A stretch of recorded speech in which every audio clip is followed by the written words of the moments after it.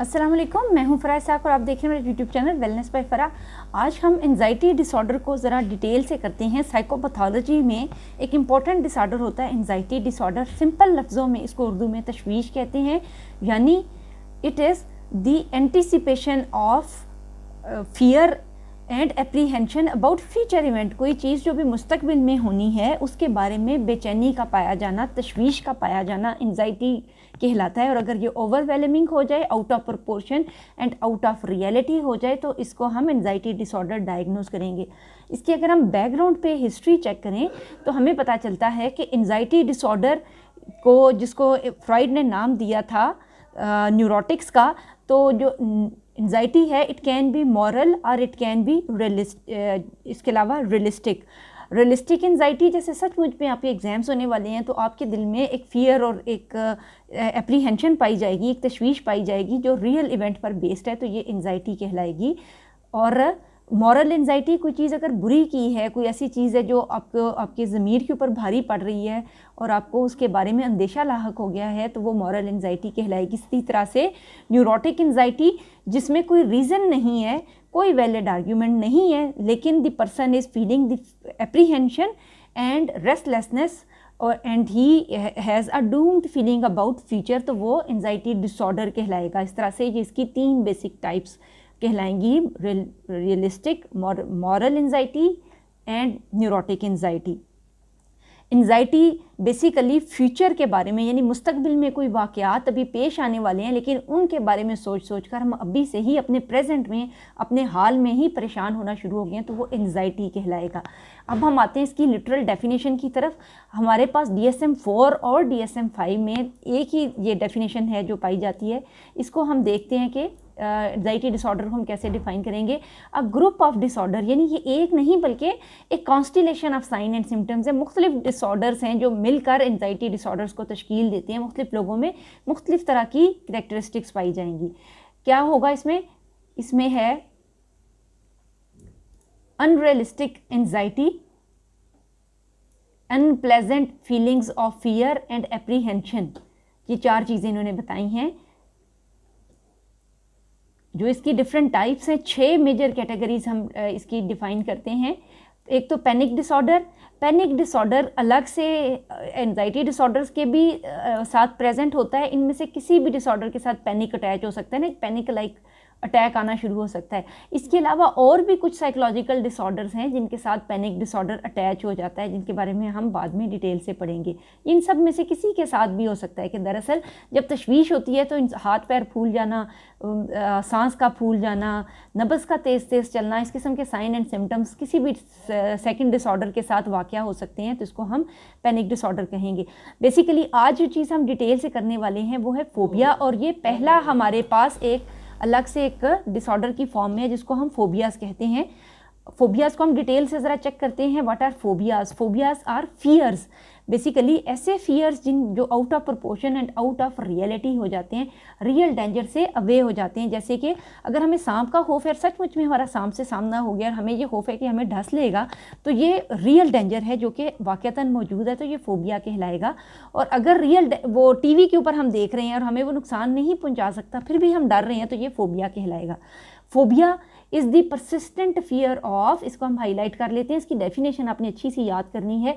Persistent, तसलसल के साथ, consistently, which is almost unavoidable. आप चाह रहे हैं, आप रुके रहें, आप ना पैनिक हों, लेकिन आप पैनिक हुए जा रहे हैं। एंड अनरीजनेबल, और उसके पास के लिए कोई वैलिड आर्ग्यूमेंट नहीं है। जैसे टीवी के ऊपर आप सांप को देख रहे हैं लेकिन फिर भी उतना ही डर रहे हैं जैसे वो रियल लाइफ में आ गया है, और ये आउट ऑफ प्रोपोर्शन है। तो ये इसकी मेन डेफिनेशन है। इसकी नेक्स्ट हम आते हैं डिफरेंट जो टाइप्स ऑफ फोबियाज़ हैं हमारे पास इसकी मेजर जो कैटेगरीज हैं वो है specific phobia, social phobia and agoraphobia. Specific phobia vary from individual to individual. इनफरादी सतह पर हमें किसी भी चीज़ का खौफ हो सकता है। सांप का खौफ हो सकता है, समंदर का खौफ हो सकता है, पानी का खौफ, हाइट फोबिया, उसके अलावा इंसेक्ट फोबिया, ब्लड फोबिया, किसी भी चीज़ का, कोई एक स्पेसिफिक चीज़ है, बिल्ली से, किसी एक स्पेसिफिक जानवर से, फूलों से, फर वाली चीज़ों के साथ, किसी भी किस्म की एक ऐसी चीज़ के साथ या सिचुएशन के साथ हमारा कोई बैड इवेंट और इंसिडेंट अटैच हो जाता है, उसके बाद हम उसके बारे में फियर महसूस करना शुरू कर देते हैं। Specific phobia is characterized by clinically significant anxiety provoked by exposure to a specific feared object or situation often leading to avoidance behavior, और उसके नतीजे में हम उस चीज़ को जिससे हमें खौफ लग रहा है हम उसको अवॉइड करना शुरू कर देते हैं। अच्छा, जो अब याद करने के पॉइंट ऑफ व्यू से मेन इसकी हमने करनी है डेफिनेशन या इसकी जो डिस्क्रिप्शन है। नेक्स्ट जो चीज़ सबसे ज़रूरी आपने याद करनी है ना, वो है इनके डायग्नोस्टिक क्राइटेरियाज। किसी का भी जो डिसऑर्डर है आपने उसकी एक डिस्क्रिप्शन या डेफिनेशन करके उसका डायग्नोस्टिक क्राइटेरिया डिटेल से याद करना है।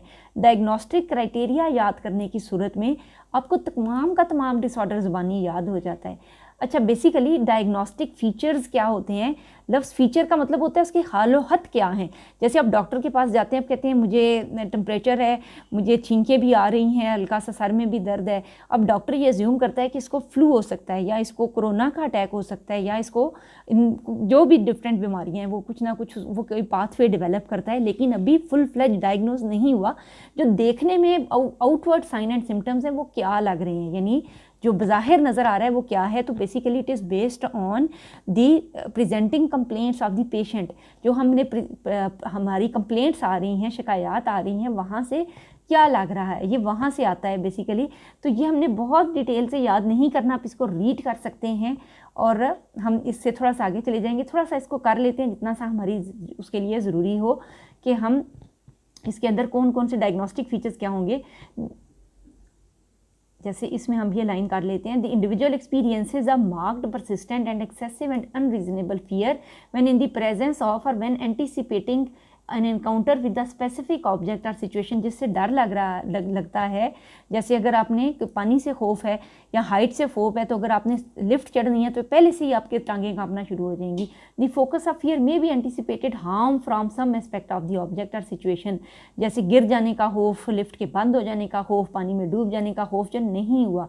तो ये वाला एक पैराग्राफ सफिशिएंट है। आप डायग्नोस्टिक फीचर में ये एक पैराग्राफ ऐड कर सकते हैं।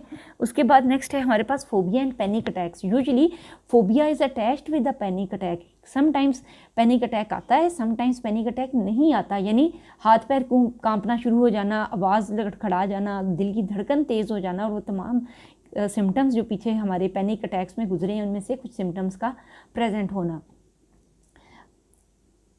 नेक्स्ट इसकी कुछ सब टाइप्स हैं, ये हम देख लेंगे इनको क्या कहते हैं। इन सब के डिफरेंट नेम्स होते हैं, कोई से भी अब 10 नाम इसमें ऐड कर लेंगे। एसोसिएटेड फीचर्स करने की अलग से ज़रूरत नहीं है। हमारी जो फरहंदा शहनाज वाली बुक है ना, इसमें डायग्नोस्टिक क्राइटेरियाज गिवन नहीं है। ये हमने ज़रूर अपने अलग से ऐड कर लेने हैं कि फियर और फोबिया किस चीज़ को कहते हैं। हम ज़रा आते हैं अब सोशल फोबिया की डिस्क्रिप्शन की तरफ। Social phobia is characterized by clinically significant anxiety provoked by exposure to a certain type of social or performance situation. कोई भी ऐसी जगह जहाँ पर आपने परफॉर्मेंस देनी है, स्पीच करनी है, इंटरव्यू के लिए जाना है, या आपकी लोगों में प्रेजेंस होगी, तो आपको ये डर है कि जब मेरे ऊपर सारी लाइट आएगी और सारी नज़रें मुझे देख रही होंगी तो मैं कैसे काम कर सकूँगा, और आप उस सिचुएशन में पैनिक हो जाते हैं। ये चीज़ सोशल फोबिया कहलाती है। To be embarrassed in social situation, इसको एग्जैक्टली हम ये कहेंगे। इसकी जो एक तरह से डायग्नोस्टिक फीचर्स हैं हमारे पास वो क्या हैं? इस marked by persistent fear of social or performance situation in which embarrassment may occur। Basically exposure to social performance situation हमारे लिए प्रॉब्लमेटिक होता है, और वो चीज़ सोच कर हमें पहले से डर लगना शुरू हो जाता है। जैसे आपने परफॉर्मेंस देनी है, आपका भी नाम बोले जाने वाला है, लेकिन आपको पहले से लग रहा है कि मेरा गला खुश्क हो रहा है, मेरी टांगें कांप रही हैं, मुझे लफ्ज़ भूल रहे हैं, और एक तरह से पैनिक लाइक सिचुएशन या पैनिक अटैक लाइक सिचुएशन आपको महसूस होना शुरू हो गई है। In individual younger than 18 years of age symptoms may have persisted for at least 6 months before social phobia is diagnosed. ये जब हम डायग्नोस्टिक क्राइटेरिया पढ़ते हैं ना, तभी ये ज़रूरी है कि what is anxiety, this symptoms should be present for at least 6 months, 6 माह के एरिया में मोस्ट ऑफ द टाइम ये सिम्टम्स अपीयर रहने चाहिए। जैसे कि सोशल फोबिया की सबसे इम्पॉर्टेंट जो करेक्टरिस्टिक है ना, वो है to fear of being embarrassed in social situation. इसी वजह से परफॉर्मेंस में एम्बेरसमेंट महसूस होती है, परफॉर्मेंस एंजाइटी होती है। एम्बेरसमेंट में किस किस्म की एम्बेरसमेंट होती है इसके हवाले से, इन फियर सोशल और performance situation individual with social phobia experience concerns about embarrassment and fear that others will जज देम। इस वजह से उनको लगता है कि लोग मेरे बारे में पता नहीं क्या सोचेंगे, और ये सोच कर वो हल्कान होता है और एम्बेरस्ड महसूस करता है। एम्बेरस्ड महसूस करने के नतीजे में उसको तशवीश लाहक हो जाती है कि how I can perform in this situation, और इंटेंस एंजाइटी के जो सिम्टम्स हैं वो जन्म लेते हैं इसके नतीजे में। नेक्स्ट हमारे पास आता है culture and specific culture, age और जेंडर, हर एक को सिर्फ एक सिंगल लाइन में हमने करना है। एपिडेमियोलॉजिकल स्टडीज़ कौन सी होती हैं? एपिडेमियोलॉजिकल स्टडीज़ जो किसी भी डिजीज़ के पैटर्न, इंसिडेंस और फेमिलियल पैटर्न्स, इन चीज़ों को स्टडी करती हैं, यानी डिजीज़ पैटर्न्स को स्टडी करती हैं, उनकी इंसिडेंस को स्टडी करती हैं। और ऐसी स्टडीज़ में जो फोबियाज़ के ऊपर हुई, उनमें क्या पता चलता है कि बचपन में फियर और फोबियाज़ डेवलप होते हैं। चिल्ड्रन शुरू में इस किस्म का रवैया होता है, tantrums and freezing, clinging behaviour, हर वक्त माँ से चिपके रहते हैं, लेकिन बड़े होकर वही चीज़ फोबियाज़ में अपीयर होती है। शुरू में हमें लगता है जैसे स्कूल परफॉर्मेंस है, उसमें बच्चा अगर फियरफुल है तो refusal from school, avoidance of age appropriate social activities, खेलने नहीं जाएगा कि मैं हार ना जाऊँ या बच्चे मेरा मजाक उड़ाएंगे। तो ये सारी चीज़ें होती हैं। कल्चर स्पेसिफिक होता है फोबिया, मुख्तलिफ कल्चर्स में डिफरेंट किस्म के फोबियाज़ डेवलप होंगे। बचपन में डेवलप होगा लेकिन एज रिस्ट्रिक्शन नहीं है, बड़े होकर भी हो सकता है। जेंडर फीचर्स, कुछ किस्म के फियर और फोबियाज़ ख़वातीन में ज़्यादा हैं और कोई सॉर्ट ऑफ फोबियाज़ मर्दों में ज़्यादा होते हैं, अपनी अपनी तरह के होते हैं। जैसे कि performance anxiety, marital performance anxiety मर्दों में ज़्यादा होती है, औरतों में कम होती है। लेकिन स्पेसिफिक फोबिया जैसे जानवरों से खौफ, हाइट से खौफ, ये औरतों में कंपैरेटिवली ज़्यादा पाया जाता है। अच्छा, नेक्स्ट है वर्ड अगोराफोबिया। इसको हम देखते हैं। अगोराफोबिया में भी पर्सन अवॉइड करता है सोशल सिचुएशंस को, जस्ट लाइक सोशल फोबिया में जैसा कि लोगों को अवॉइड करता है। लेकिन अगोरा कहाँ से निकला है? The word agora means market, market place. दरअसल it is the fear of market place या fear from places from which escape might be difficult, जिन जगहों से बाहर निकलना मुश्किल है। कंजस्टेड प्लेसेस से एकदम से ये लगता है कि मुझे अगर पैनिक अटैक आ गया तो क्या होगा, मेरे से निकलने नहीं होगा, मुझे एम्बेरसमेंट होगी, और एकदम उस वजह से दिल बंद होना शुरू हो जाता है। ये लोग एक तरह से जो तंग सवारियाँ हैं, बसें हैं, उनमें ट्रैवल नहीं करते, इसलिए लिफ्ट में नहीं बैठेंगे क्योंकि वो लिफ्ट बंद ना हो जाए और उनका दम ना घुट जाए। उनको हर वक्त दम घुटने का खौफ लगा रहता है, इसीलिए हजूम को और बंद जगहों को अवॉइड करना चाहते हैं। सॉर्ट ऑफ क्लास्ट्रोफोबिया होता है, फियर ऑफ क्लोज्ड प्लेसेस। लेकिन अगोराफोबिया में दरअसल fear of crowded places from which escape might be difficult, ये अटैच होता है बेसिकली। और एंजाइटी अटैच होती है, एम्बेरसमेंट अटैच होती है कि लोग मेरे बारे में क्या सोचेंगे, और panic like symptoms, some time panic आता है और सम टाइम पैनिक सिम्टम्स नहीं होते हैं। तो ये आपने याद रखना है। द वर्ड अगोरा is means market place, market place from which escape might be difficult. Next है agoraphobia occurs in the context of panic disorder with agoraphobia or agoraphobia without history of panic disorder। जैसे मैं बता रही हूँ कि sometimes इसके साथ panic attack आता है, समटाइम पैनिक अटैक नहीं आता, यानी सांस का बंद होना और नब्ज़ का फूल जाना, एकदम ऐसे लगना कि जैसे ऑक्सीजन ख़त्म हो गई है। तो सम टाइम ये फीलिंग आती है और सम टाइम इसका खौफ ही लगा रहता है कि मुझे पैनिक अटैक आ ना जाए। Agoraphobia without history of panic disorder, अगर ये ना हो तो इसमें पैनिक लाइक सिम्टम्स नहीं आते हैं, लेकिन बाकी फीचर्स उसी तरह से ये एक तरह से प्रेजेंट रहते हैं। तो बेसिक इसका याद रखना, incapacitating or extremely embarrassing panic like symptoms, limited symptoms attack rather than full panic attack. Sometime कुछ सिम्टम्स आते हैं पैनिक अटैक्स के और कुछ किस्म के पैनिक अटैक्स की तरह के सिम्टम्स नहीं आते हैं। तो बेसिकली हमने 3 फोबियाज पढ़े हैं। Specific phobia, fear from some specific place, object और situation. Social phobia, the fear of social situations due to fear of embarrassment। और agoraphobia, fear of market or closed places because of fear of being embarrassed in these situations। sometime agoraphobia is with panic attacks और sometime it is without panic attack। तो ये basic difference है इसके अंदर agoraphobia और social phobia में। Etiology या causes क्या हैं? साइको एनालिटिक थेरी क्या कहती है? साइको एनालिटिक थेरी कहती है कि दरअसल कुछ अनकॉन्शियस चाइल्डहुड एक्सपीरियंसेस होते हैं जो रिप्रेस्ड होते हैं हमारी मेमोरीज़ में, अनकॉन्शियस में चले जाते हैं और हमें हॉन्ट करते रहते हैं, डराते रहते हैं, वापस आकर हमारी कॉन्शियस अवेयरनेस में और हमें उन चीज़ों से खौफ लाहक हो जाता है। कुछ टाइप की जो फोबियाज़ हैं उनको तो हम एक्सप्लेन करते हैं, जैसे Arieti theorize that children people with phobia first lived through a period of innocence during which they trusted the people around them that protected them from danger। कोई एक बैड इवेंट होता है जैसे एडल्ट्स के साथ, उसके बाद उनका जो ट्रस्ट है वो ख़त्म हो जाता है और वो जनरलाइज कर लेते हैं अपने फियर को दूसरी चीज़ों के ऊपर।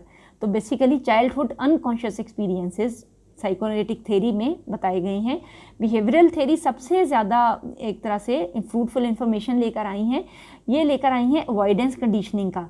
पीछे हम लर्निंग की थेरीज में पढ़ चुके हैं। अवॉइडेंस कंडीशनिंग ऐसी चीज़ें जो हमारे लिए अवर्सिव हैं, जिस तरह से टीका लग जाना, पेन हो जाना, कोई ऐसी चीज़ें जो हमारे लिए पेनफुल हैं उनको अवॉइड करने की सलाहियत है हमारी बॉडी में। और जब हम ये आइडेंटिफाई करते हैं कि ये चीज़ पेन इंड्यूसिंग है तो हम उसको अवॉइड करते हैं और यहाँ से फियर और फोबियाज़ की इब्तिदा होती है। जैसे अब इसमें ये 2 वे प्रोसेस है दरअसल। According to behavioural theories 2 factor theory of phobia, ये याद रखनी है। पहला है क्लासिकल कंडीशनिंग की मदद से, जैसे कि अब बच्चे थे, आपने एक फूल तोड़ा, फूल तोड़ते हुए उसके साथ जो कांटा था वो आपकी उंगली में चुभ गया और खून निकल आया। अब दरअसल जो फियर और फोबिया कांटे के साथ अटैच है वो फूल के साथ अटैच हो गया, कंडीशनिंग हो गई ये क्लासिकल कंडीशनिंग से। नेक्स्ट क्या होता है, यानी पहले तो पेयरिंग हो गई क्लासिकल कंडीशनिंग के तवसत से कंडीशन स्टिमुलस और अनकंडीशन की। Then the person can learn to reduce the condition fear by escaping, ये अवॉइडेंस कंडीशनिंग है, escaping from the avoidance of the condition stimulus. अब क्या है, हम फूलों वाली क्यारियों के नज़दीक जाते ही नहीं, हम गार्डन्स में जाते ही नहीं, जब जाते ही नहीं तो कांटा चुभता ही नहीं। तो इस तरह हमारा एक रेनफोर्समेंट हो जाती है, हमारे लिए स्केप कंडीशनिंग हो जाती है। तो सेकंड स्टेज में ऑपरेंट कंडीशनिंग के प्रिंसिपल्स रोल प्ले करते हैं। ऑपरेंट कंडीशनिंग की तवसत से हम अपने वो जो एक प्रॉब्लमेटिक स्टिमुलस है वो अवॉइड करने में कामयाब हो जाते हैं और हमारा बिहेवियर स्ट्रेंथन होता चला जाता है। इस तरह हम फियर और फोबिया पैदा कर लेते हैं। ये है हमारी लर्निंग थ्योरी जो कि लर्निंग बाय कंडीशनिंग की थी। नेक्स्ट एल्बर्ट बंडोरा वाली आ जाती है मॉडलिंग की टेक्निक्स। मॉडलिंग के हम सीखते हैं जिन चीज़ों से वालिदैन खौफ महसूस करते हैं, जिन घरों में जिन्नों और भूतों से ज़्यादा डराया जाता है, उनके बच्चे भी वही पैटर्न सीखते हैं। इस चीज़ को विकेरियस लर्निंग कहते हैं। जब बच्चों ने एक चीज़ होते हुए देखी, जिन चीज़ों से घर के बड़े या सोसाइटी में जो चीज़ें कॉमन हैं, जिन चीज़ों से खौफ महसूस किया जाता है, वो सब लोग सीखते हैं, तो ये मॉडलिंग कहलाएगी। कॉग्निटिव थेरीज, हम चीज़ों को एवेल्यूएट करते हैं, जज करते हैं कि हमारे लिए कौन सी चीज़ें फ्रूटफुल हैं और कौन सी चीज़ें प्रॉब्लमेटिक हैं। तो ये कॉग्निटिव यानी थिंकिंग पैटर्न्स पर बेस्ड, दरअसल बायस्ड थिंकिंग पैटर्न्स हमें फियर और फोबिया की तरफ लेकर जा रहा है। मसलन यहाँ पर लिखा हुआ है, ये डायाथीसिस का वर्ड यहाँ पर आया हुआ है। Processes can serve as a diathesis. Diathesis के दरअसल पहले एक तरह से हमारे अंदर इनबॉर्न सलाहियत है, पहले ही हम थोड़े से डरपोक हैं, फिर हमारे साथ बैड इंसिडेंट्स भी हुए, बायोलॉजिकली भी हमारे अंदर टेंडेंसी है, प्लस हमने कुछ हमारे एक्सपीरियंसेस भी ऐसे हुए और आखिर में हमने एवेल्यूएट कर लिया कि ये चीज़ हमें अवॉइड ही करनी चाहिए। इसमें मसलन पानी का खौफ है, हमें पानी में नहीं जाना चाहिए, हाइट्स पे नहीं जाना चाहिए, पहाड़ों पे नहीं जाना चाहिए। और इस तरह हम कोई सर्टन फियर और फोबिया अपनी उस एम्बिगुअस इंफॉर्मेशन की वजह से विच इज़ थ्रेटनिंग और नेगेटिव इवेंट्स के साथ रिलेटेड होती है, हम उसको सीख लेते हैं और इस तरह हमारा फियर और फोबिया इंड्यूस हो जाता है। अच्छा, ये हमारे पास आई हैं तकरीबन 4 थेरीज़, यानी psychoanalytic theory, behavioural theory, modelling technique और कॉग्निटिव थेरीज़। तो इसी से ही थेरेपीज़ भी बनी हैं। अब साइकोएनालिटिक बेसिकली जोर देगी कि अनकॉन्शियस हॉन्टिंग और रिप्रेस्ड मटेरियल को कॉन्शियस अवेयरनेस में लाया जाए। मैं बिल्कुल एक एक लाइन में बताऊंगी, बाकी अब पढ़ेंगे तो वो बच्चे जो साइकोलॉजी के स्टूडेंट हैं वो एक रीडिंग दे लें तो उनको ये अंडरस्टैंड हो जाता है। तो यानी अनकॉन्शियस अवेयरनेस में हॉन्टिंग मेमोरीज़ को, रिप्रेस्ड कॉन्फ्लिक्ट्स को लेकर आएंगे तो ये मामला हमारा हल हो सकता है। बिहेवियरल क्या कहेंगे, उन्हीं मैकेनिज़्म के तवसत से जिसके तवसत से कंडीशनिंग हुई थी। जिस तरह आपको याद है J.B. वॉटसन का जो एक्सपेरिमेंट था उसमें एक्सटिंक्शन कैसे की गई कि जब बच्चा जो था, लिटिल एल्बर्ट था, वो फर वाले टॉय के साथ खेलता था और उसके नज़दीक अनप्लेजेंट नॉइस पर बजाया जाता था और वो डर जाता था, और जब फियर इंड्यूस हो गया, पैदा हो गया, उसके बाद ख़त्म ऐसे किया गया कि जो ही फर वाला टॉय दिखाया जाए तो उसका फेवरेट म्यूज़िक प्ले किया जाए। आहिस्ता आहिस्ता बच्चा उसको करीब लाने में और फिर स्टेप बाय स्टेप हायरार्की बना के सिस्टमेटिक डिसेंसिटाइजेशन के तवसत से फियर और फोबिया को ख़त्म करने में कामयाब हो गया। तो ये वर्ड याद रखना है, systematic desensitisation, making the hierarchy from least fearful to most fearful stimulus, और उसके बाद exposure to least fearful stimulus. और इस तरह जब वो एक एक स्टेप बाय स्टेप खौफ ख़त्म होता है तो जो सबसे एक तरह से exposure to the most aversive stimulus होता है और वो खौफ महसूस नहीं होता और ख़त्म हो जाता है। फ्लडिंग, एकदम से किसी पर्सन को उस चीज़ से इनकाउंटर कराना जिस चीज़ से डर महसूस हो रहा है, यानी जैसे किसी को पानी का खौफ है तो उसको पानी में डुबकी लगवा देना और देखा कि कुछ भी नहीं हुआ, तुम्हें कुछ नहीं हुआ, इसका खौफ ख़त्म हो जाता है। सोशल स्किल्स ट्रेनिंग, इस किस्म की चीज़ें जैसे कि आता है किसी से, हमने पीछे अगोराफोबिया पढ़ा, सोशल फोबिया, तो उसमें सोशल स्किल्स ट्रेनिंग मददगार होंगी कि जिसमें हम उसको किसी पर्सन को सिखा सकते हैं कि जो कम्युनिकेशन स्किल्स हैं वो इम्प्रूव कैसे की जा सकती हैं ताकि वो बेहतर तरीके से इनकाउंटर कर सके डिफरेंट सिचुएशंस को। इसी तरह से modelling technique, children learn by imitating the behaviour of significant others. तो यही जो इमिटेशन का प्रिंसिपल है, if we are providing him और her with good vicarious models, तो उसका फियर और फोबिया इस तरह से कंट्रोल किया जा सकता है। बेसिकली जब हम इटियोलॉजी या काजेस पढ़ते हैं और जो थ्योरेटिकल मॉडल इटियोलॉजी में पेश होता है उन्हीं को लेकर ही हम उसकी थेरेपीज़ भी कंडक्ट करते हैं। मोस्ट सक्सेसफुल इसमें सिस्टमेटिक डिसेंसिटाइजेशन है। यहाँ पर हमारा फियर और फोबियाज़ का जो एक तरह से टॉपिक है वो मुकम्मल होता है। बुक में बाकी सारी चीज़ें गिवन है, सिर्फ डायग्नोस्टिक क्राइटेरिया गिवन नहीं है जो मैं आपके साथ शेयर करूँगी। डिस्क्रिप्शन याद करनी है, डायग्नोस्टिक क्राइटेरिया याद करना है। अगर आप BSK या BSc साइकोलॉजी के स्टूडेंट हैं, एटियोलॉजी अच्छी तरह से याद करनी है, एटियोलॉजी बहुत अच्छी तरह से याद करनी है। इवन अगर डायग्नोस्टिक क्राइटेरिया अच्छा याद नहीं भी हुआ तो भी आपको एटियोलॉजी अच्छी आनी चाहिए, वो ज़्यादा आपके लिए एम्फसाइजिंग है। डायग्नोस्टिक फीचर्स सबके लिए ज़रूरी नहीं है, अगर करना है तो सिर्फ ये एक पैराग्राफ जो भी बताया ये आप लिखेंगे, आखिर में आप अपना कंक्लूजन लिखेंगे और क्वेश्चन आप अपना मुकम्मल करेंगे। नेक्स्ट हम क्लिप में शेयर करते हैं OCD ऑब्सेसिव कंपल्सिव डिसऑर्डर। अगले क्लिप में मिलते हैं। अल्लाह हाफिज़।